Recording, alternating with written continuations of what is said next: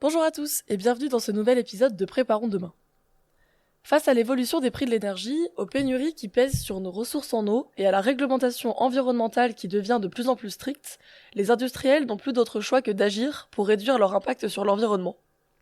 Suivre et mesurer les consommations d'eau et d'énergie de vos sites industriels est un moyen de pérenniser vos activités de production et de répondre aux attentes de plus en plus fortes de vos parties prenantes. Mais suivre ces consommations, en quoi cela consiste concrètement ? Pourquoi est-ce que c'est un sujet si crucial pour les industriels ? Quels sont les facteurs clés de réussite de ce type de projet ? Nous répondons à toutes vos questions grâce à nos deux experts, Frédéric Boisard, responsable service digital, et Solène Soundirarasu, responsable de l'équipe animation industrie chez Certinergie et Solutions.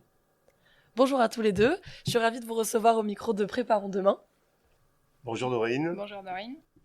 Pour rentrer directement dans le vif du sujet, on l'a dit, suivre ses consommations, ça permet de mieux comprendre et d'analyser ses habitudes, et donc d'agir pour faire des économies d'énergie. On considère ça comme la première étape pour inscrire son site industriel dans une démarche d'efficacité énergétique. Mais concrètement, aujourd'hui, quand on parle de suivi, comment ça se matérialise pour un industriel ? Alors dans un premier temps, un industriel, soit il possède un nombre important de moyens de mesure pour comptabiliser ses énergies. Donc, dans ce cas-là, la mise en place d'un logiciel de supervision permettra de centraliser tous ces points de mesure afin de pouvoir éditer du reporting sur les consommations et les rendements de ces installations. Si un industriel ne possède très peu de points de mesure, qui est quand même un élément assez coûteux à mettre en place en termes de travaux et de matériel, eh bien, il peut être intéressant de démarrer par une identification des usages énergétiques significatifs, ce qu'on appelle les UES, et qui est une mission à part entière qui permet déjà de faire un premier bilan sur lequel on va pouvoir instrumenter dans un premier temps. Oui, tout à fait. C'est une première étape importante. Ça permet d'identifier où sont les leviers primaires en fait pour faire des économies d'énergie. L'idée, c'est de comprendre où on consomme et comment on consomme l'énergie et d'aller poser d'identifier un plan de comptage pertinent par rapport aux enjeux réels du site. Donc, en termes de méthodologie, on va faire un scan de l'ensemble de ces usages énergétiques sur le site industriel. On identifie, on cartographie et on priorise ceux qui sont ceux sur lesquels on peut avoir un levier d'action. Et on définit des critères de significativité pour prioriser ces usages. Ça nous permet d'identifier un plan de comptage pertinent et ensuite de remonter ces données et de leur donner du sens, parce que des données brutes, c'est intéressant, mais c'est pas ça qui va nous permettre de faire du pilotage. L'objectif de remonter toutes ces données sur une supervision, c'est d'en faire un suivi au travers d'indicateurs de performance énergétique. Et donc ça, c'est important de trouver les bons indicateurs pour chacun de ces UES, de les rapprocher par exemple des données de production. C'est grâce à ça, à ces IPE, qu'on va pouvoir définir des plans d'action qui permettront d'atteindre des objectifs d'économie d'énergie. Donc vous parlez beaucoup de données. Aujourd'hui, sur un site industriel, quelles sont les données qui sont les plus pertinentes à suivre ? Alors, dans un premier temps, effectivement, les énergies primaires sur un site industriel, c'est vraiment ce qu'il faut essayer de capter en premier. Toute l'énergie, l'électricité, bien sûr, le gaz, et maintenant désormais aussi l'eau, puisque l'eau c'est aussi maintenant un sujet important à suivre dans l'industrie. Donc toutes ces énergies primaires, eh bien c'est intéressant de les comptabiliser, ça permettra aussi à l'industriel de vérifier les factures qu'il va recevoir aussi de son fournisseur d'électricité ou d'eau. Voilà, donc ça, lors du plan de comptage, lorsqu'on fait un plan de comptage sur un site industriel, eh bien la première opération, c'est justement de lister tous les capteurs existants, de lister tous les capteurs à compléter, à mettre en place en complément de l'existant pour pouvoir faire tous les calculs d'IP qui auront été définis lors des UES. Donc on va bien sûr mettre de l'instrumentation. Toute cette instrumentation va être raccordée sur un système de captation, d'acquisition de données, et va être raccordée sur un logiciel de supervision. L'important à comprendre lorsqu'on met en place un logiciel de supervision, c'est que bien sûr, il va permettre de comprendre combien on consomme d'énergie, sur toutes les énergies, mais aussi l'important, c'est qu'on puisse comprendre comment on consomme. Pour ça, il faut que le logiciel de supervision puisse faire de l'acquisition à un rythme relativement soutenu. Ce n'est pas un point toutes les 10 minutes qui va permettre de comprendre comment l'usine consomme. Et il faut vraiment descendre à 5 secondes, à 10 secondes en acquisition pour vraiment pouvoir tracer après avec un logiciel d'analyse et essayer de comprendre comment l'usine consomme. Et c'est ce qui va permettre de faire des économies d'énergie en comprenant réellement ce qui se passe sur les différents postes de consommation. En complément des énergies primaires, bien souvent le plan de comptage va également sur les énergies secondaires, c'est-à-dire les utilités, l'air comprimé, le froid, la chaufferie, et c'est ce qui permettra avec une instrumentation suffisante de pouvoir calculer des IP, des rendements sur ces installations, qui va permettre également de suivre l'efficacité des installations pour l'industriel. En complément de ces points de mesure, eh bien, il est aussi intéressant de récupérer les informations de production de l'industriel, puisque les ratios de production, kilowattheure électrique par tonne de produit par exemple, ou kilowattheure froid par tonne de produit, permettra en tout cas à l'industriel de détecter des dérives grâce à l'outil de supervision qui permettra également d'essayer de s'améliorer pour obtenir le ratio le plus intéressant et maintenir ce ratio tout au long de l'année. Le logiciel de supervision qui va capter toutes ces données va permettre bien sûr de faire du reporting qui pourra être analysé par un pilote énergie sur le site industriel ou bien souvent également le responsable maintenance qui va permettre grâce à ces outils de supervision, à l'outil de supervision, à ces reporting, de pouvoir détecter justement des dérives rapidement, d'être alerté grâce au calcul d'IP. Et c'est ce qui va permettre, bien sûr, de faire des améliorations et donc des économies d'énergie. Très bien. Et du coup, quand on parle de suivre ses consommations, j'ai l'impression qu'on parle très souvent de consommation énergétique.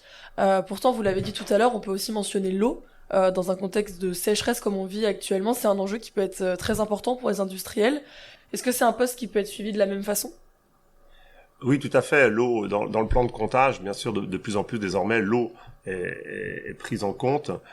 Bien souvent, les industriels possèdent des compteurs d'eau qui ne sont pas souvent communicants. Donc, il suffit de mettre des têtes d'impulsion sur les compteurs existants, s'ils sont relativement récents, et relier toutes ces informations sur un logiciel de supervision énergétique. Ça permettra à l'industriel de connaître, bien sûr, ses consommations d'eau, de voir comment il consomme aussi sur son site, et grâce à ça, de commencer à améliorer sa consommation d'eau, de la réduire, afin de montrer par exemple aux organismes type l'Adréal que l'industriel est déjà dans une démarche d'économie d'eau, ce qui pourra être un avantage lors d'un plan de sécheresse qui lui imposera de réduire drastiquement sa consommation pendant une durée déterminée, souvent dans les périodes d'été. Globalement, la démarche va être la même en termes de plan de comptage. On doit identifier où sont les consommateurs pour avoir un plan de comptage adapté aux besoins du site industriel.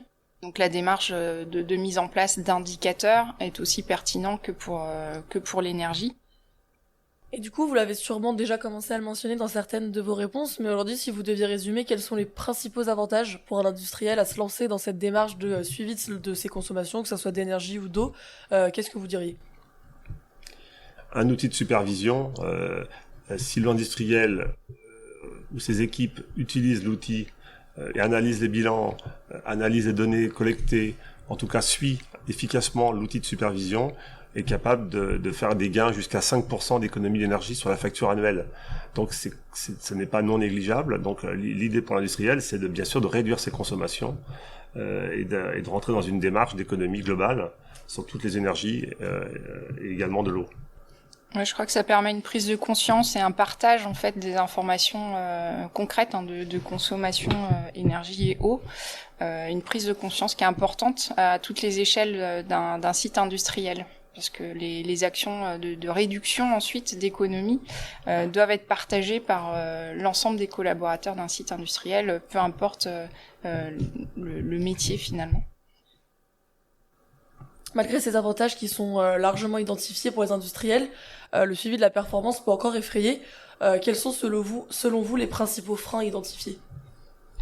Le coût de la mise en place de l'instrumentation qui coûte cher, ça peut être un frein important pour l'industriel, d'où la nécessité de bien cerner les usages énergétiques significatifs pour limiter le coût de l'instrumentation et de la sous-traitance au démarrage et à la mise en place de l'outil. Après cet outil, bien sûr, ce plan de comptage pourra être complété dans les années futures, grâce aux gains qui auront été réalisés dans les premières années. Ça c'est le premier frein. Après le deuxième frein, c'est effectivement c'est un peu chronophage, suivre tout ça, il faut passer un peu de temps pour analyser les bilans, pour analyser les données. S'il y a un pilote énergie sur le site, eh bien ça va être sa mission de pouvoir analyser les données, analyser les bilans. S'il n'y a pas de pilote énergie, effectivement, c'est bien souvent le responsable maintenance qui va superviser un petit peu les bilans et les consommations. Donc c'est assez chronophage, effectivement. Donc d'où l'idée d'un outil de supervision efficace, c'est un outil qui permettra d'éditer des bilans en automatique que la personne ou les personnes du site pourront recevoir par mail, par exemple, en pièce jointe, qui permettra de passer rapidement sur l'état de fonctionnement de ces installations, de ces ratios, de ces IP, et pour aller à l'essentiel. Donc voilà. Et du coup, évidemment, ma prochaine question, c'est comment on peut lever ces freins et faciliter, du coup, le passage à l'action des industriels. Les industriels ont à leur disposition plusieurs leviers pour réduire, en tout cas, par exemple, le coût de l'installation d'un outil de supervision. La fiche C2E UT134 est une fiche spécifique à la mise en place d'un outil de supervision qui permettra de réduire justement le coût de la mise en place grâce à un calcul de C2E qui est fait par rapport aux puissances des installations, puissance électrique, puissance thermique des installations qui seront suivies dans l'outil. Voilà, donc ça c'est un premier levier.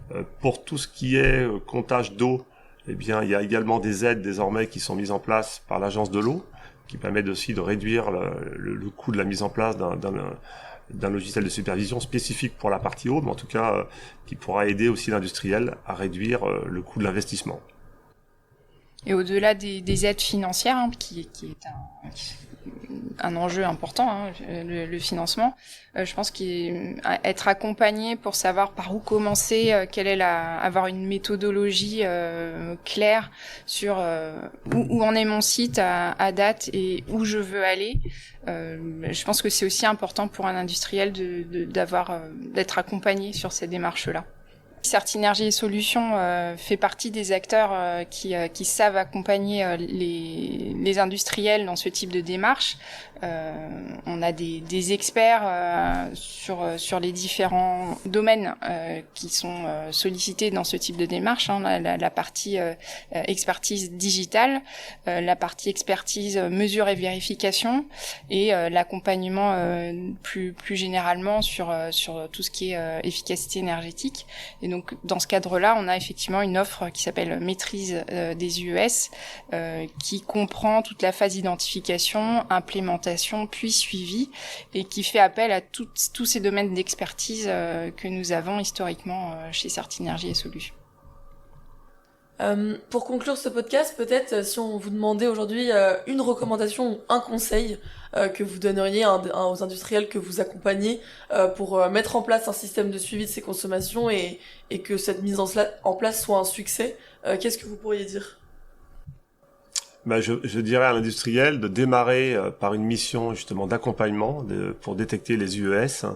Ça, c'est la première opération qui débouchera à un moment sur un plan de comptage pour analyser l'instrumentation existante, l'instrumentation à compléter sur le site.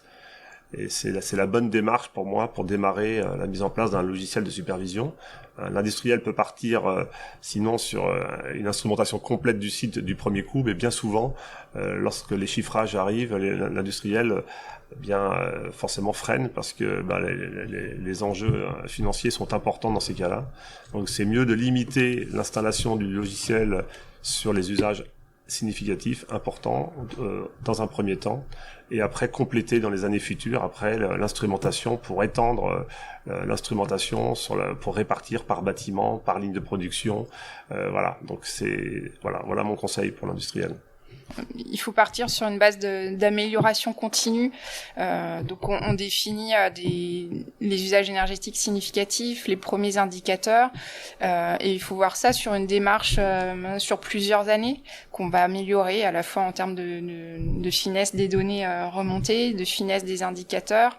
Et c'est vrai que c'est une première un premier pas vers une démarche qui peut aller vers l'ISO 50001 par exemple, mais partir sur une démarche structurée au départ permettra déjà d'avoir l'adhésion des équipes sur place, parce que tout ceci doit rester très opérationnel pour les collaborateurs qui vont analyser et utiliser ces données. Donc garder en tête le côté opérationnel, pratique. Il faut que ça devienne un outil du quotidien en fait pour les sites. Super, merci beaucoup à tous les deux pour toutes vos réponses. Merci Dorine. Nous l'avons compris, le suivi des consommations d'eau et d'énergie est un enjeu qui est crucial pour les industriels qui souhaitent réduire leur empreinte environnementale, améliorer leur compétitivité et se mettre en conformité avec les normes environnementales. Grâce à des outils de suivi qui sont efficaces et un accompagnement qui est adapté, ils peuvent réduire leur consommation d'énergie et d'eau dans la durée. Pour aller plus loin sur ce sujet, on a un autre épisode de ce podcast Préparons demain qu'on avait enregistré sur la mise en place d'un système de management de l'énergie. Donc je vous invite à aller l'écouter, je vous mettrai le lien dans la description de l'épisode. Si vous avez encore des questions ou si vous souhaitez échanger avec nos experts sur ce sujet, n'hésitez pas à nous contacter.